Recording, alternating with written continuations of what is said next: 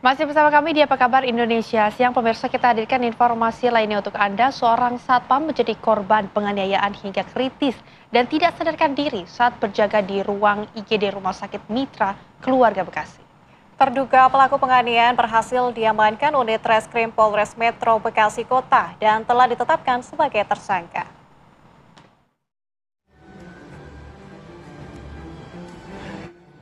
Terduga pelaku penganiayaan satpam rumah sakit diamankan pihak kepolisian Metro Bekasi Kota pada Kamis malam 10 April 2025 setelah dilakukan pemeriksaan di unit Jatan-Ras Polres Metro Bekasi Kota. Terduga pelaku penganiayaan satpam rumah sakit berinisial AFET akhirnya ditetapkan sebagai tersangka. Tersangka dijerat pasal 351 ayat 2 KUHP, yakni melakukan penganiayaan berat dan terancam penjara paling lama 5 tahun. Terlapor AFET kita tetapkan status dari terlapor menjadi tersangka dengan pasal yang diperkenakan pasal 351 ayat 2 KUHP penganiayaan yang mengakibatkan luka berat dengan ancaman pidana penjara paling lama 5 tahun.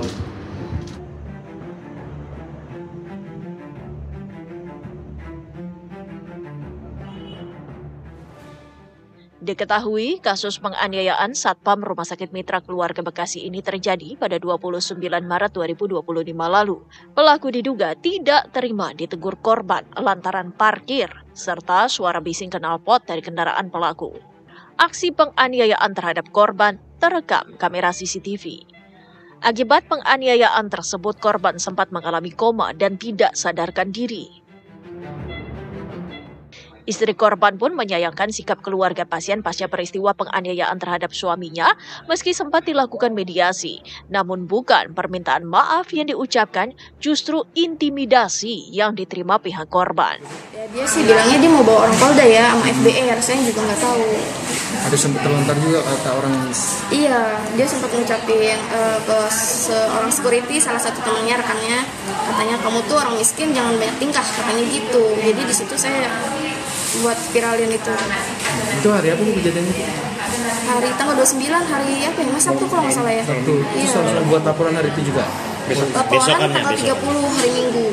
Saya nunggu 4 hari nggak ada permintaan maaf sama sekali mas. Sampai sekarang nggak ada WA, nggak ada chat, nggak ada apa. Nggak ada etikatnya. Nggak ada etikat baik sama sekali. Buka lo. Kini kasus penganiayaan terhadap satpam rumah sakit yang diduga dilakukan keluarga pasien ini ditangani oleh Polres Metro Bekasi Kota. Dari Bekasi, Jawa Barat, Maksanudin Kurniawan, TV One mengabarkan.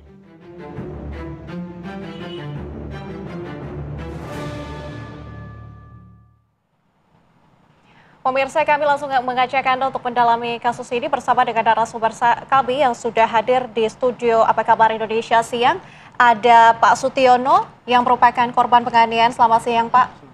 Kami juga hadirkan kuasa hukum dari korban, ada Pak Subadrianuka, kemudian juga ada Pak Stensian. Selamat siang, Bapak-Bapak. Kami akan tanyakan dulu kepada korban Pak Sutiono. Pak Sutiono, mungkin bisa diceritakan kepada kami kronologi waktu awal kejadian penganiayaan itu seperti apa sih, Pak?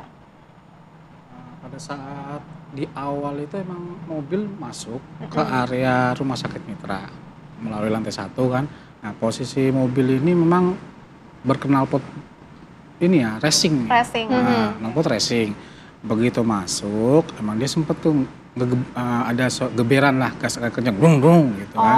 Masuk area parkir, petugas housekeeping ada yang melihat, kita pantau juga, memang mobil kurang masuk ke dalam. Mobil belum menempati area parkir yang sesuai.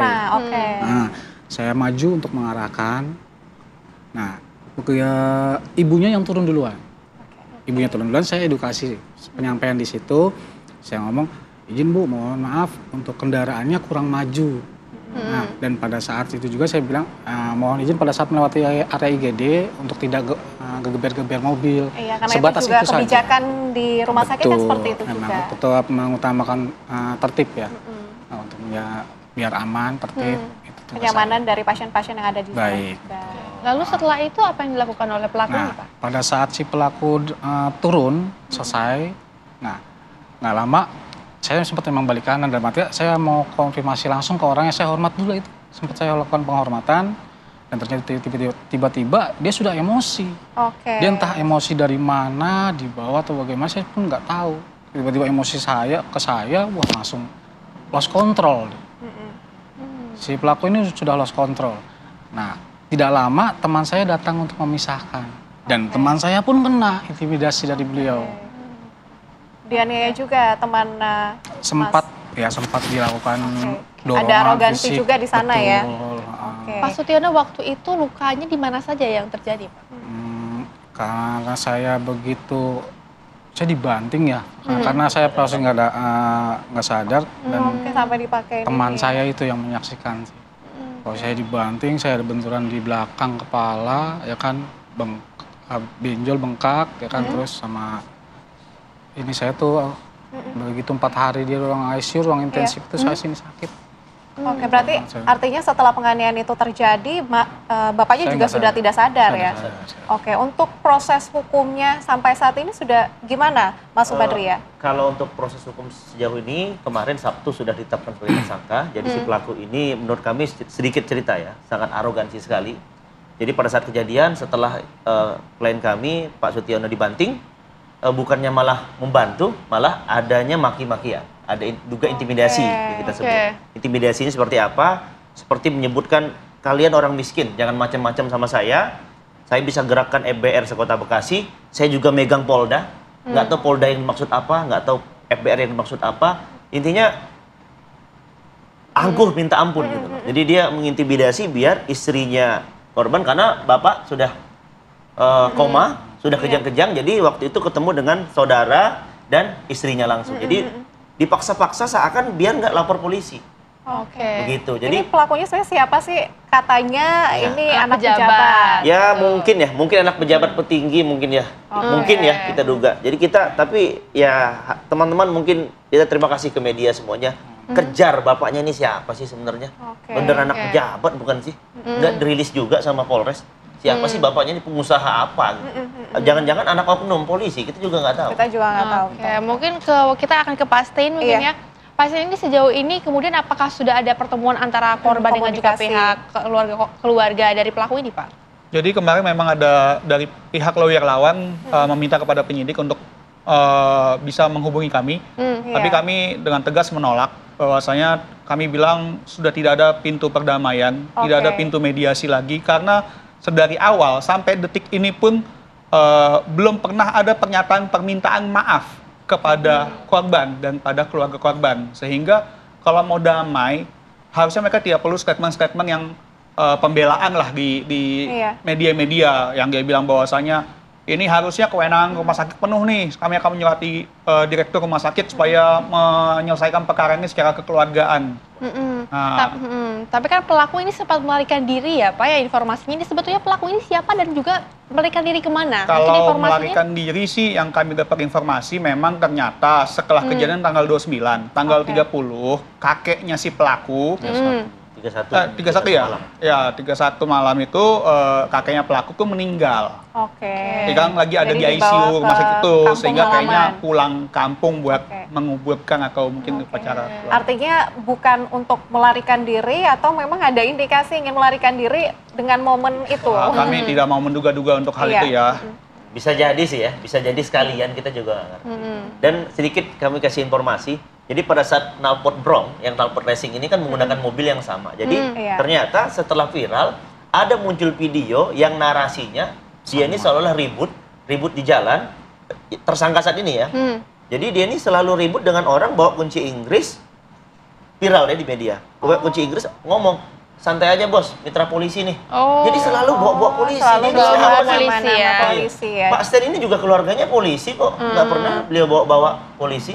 Tapi sampai saat ini juga identitas dari pelaku ini belum terkuak. Belum Tapi terkuak. upaya damai sempat dilakukan oleh korban dan juga pelaku. Pelaku juga meminta upaya damai. Sampai saat ini bagaimana? Katanya juga ada intimidasi yang dilakukan sampai saat ini. Jadi gini, waktu pada saat kejadian itu memang ada dikumpulkan lah sama oleh Binmas setempat. Jadi saat itu bapaknya pelaku tuh bukannya, kalau orang nggak mau mendamaikan ya, yaudah saya minta maaf kelakuan anak saya, gimana biaya pengobatannya saya tanggung. Ini Yang tidak. mengingat korban juga. Iya, ini malah Yang ada dia bilang kalau bisa tuh pakai BPJS-nya BPJS kesehatan aja, jangan pakai BPJS KK karena kalau ada lebihan saya nggak mau bayar.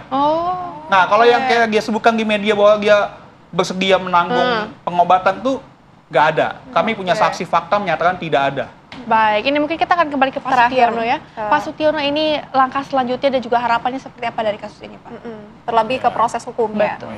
Ya kalau saya sendiri kan memang menuntut keadilan ya.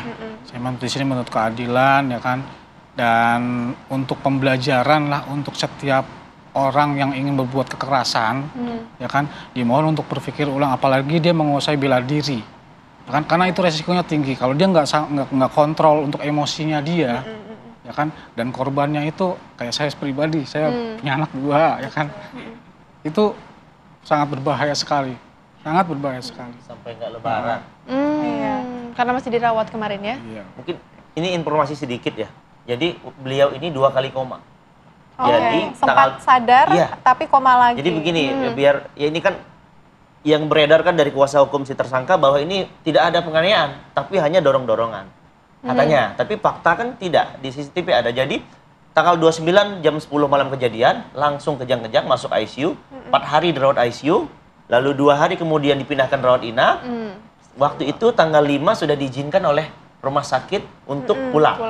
Pulang beliau. 2 hari kemudian, tanggal 7, koma lagi. Masuk lagi rumah sakit. Jadi kalau dibilang tidak ada penganiayaan, saya juga bingung. Dan sampai saat ini untuk kesehatannya seperti apa? Barangkali ada komplikasi dari fisik ataupun di bagian dalam? Kemarin kami ngobrol sama dokter ya. Dokter bilang begini ya, sampaikan aja ya. Ini jangka panjangnya, kita nggak tahu jangka panjangnya. Apakah nanti akan mengakibatkan kepikunan, mohon maaf ya, mungkin atau dan lain-lain. Jadi jangka panjangnya kita belum tahu. Sejauh ini sebenarnya masih agak sedikit pusing ya. Pusing kadang-kadang, tapi hilang timbul. Hilang timbul. Tapi Pak Sutiono sendiri saat ini kondisinya seperti apa Pak yang dirasakan di hari ini? Alhamdulillah ya, sehat ya? ya? Allah ya. Kalau untuk fisik ya alhamdulillah sampai alhamdulillah. Semoga juga semakin sehat. Dan yang masih menjadi pertanyaan kan pelakunya ini bisa jadi anak pejabat karena dia selalu membawa nama-nama dari kepolisian begitu ya, bisa jadi anak pejabat, tapi ini juga masih menjadi pertanyaan bagi kita semua. Barangkali dari pihak keluarga ataupun kuasa hukum ada niatan untuk melakukan pertemuan untuk agar mengetahui ini background dari pelaku ini seperti siapa gitu. Kalau kami kuasa hukum sudah sepakat untuk tidak mau ada pertemuan sama sekali, bahkan kami berencana akan melaporkan ke LPSK supaya ada restitusi dan kami berencana menggugat PMH. Iya, kami gugat. Jadi ini biar jadi pelajaran kepada masyarakat bahwa mau siapapun Anda, bapak Anda siapapun, kalau Anda melakukan penganiayaan yang menyebabkan orang luka, itu udah nggak ada yang bisa tolong lagi. Kalau memang itu nggak sengaja, segeralah minta maaf. Ini enggak, malah arogan, menantang. Ya, saat sudah jadi tersangka baru minta mediasi, kami tutup pintu. Seakan-akan kebal hukum ya. Iya. Baik, terima kasih sudah bergabung bersama dengan kami di Apa Kabar Indonesia Siang. Terima kasih buat penjelasannya. Betul sekali. Dan semoga kasus ini juga segera diberikan titik terang dan sehat selalu untuk Bapak, untuk Pak Subardia Duka juga terima kasih sudah kesini ke Apa Kabar Indonesia Siang dan juga untuk Pak Stin. Terima kasih, sehat selalu. Dan pemirsa, sejumlah kabar penting menarik lainnya masih akan kami hadirkan untuk Anda. Saat lagi tetaplah bersama kami.